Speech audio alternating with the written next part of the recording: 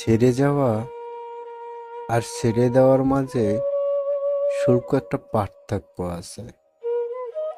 ছেড়ে যাওয়া মানে তোমাকে আমি চাই না, আর ছেড়ে দেওয়া মানে তোমাকে আমি খুব চাই, কিন্তু তোমাকে পাই না।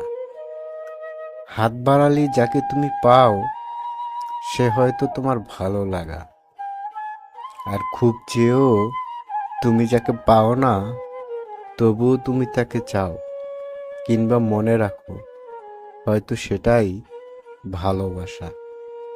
ভালোবাসা মানে সবসময় মানুষটাকে পাওয়া না, কখনো কখনো না পাওয়া, ছাড় দেওয়া কিংবা অপেক্ষা করা, এগুলোও কিন্তু শুদ্ধতম ভালোবাসা।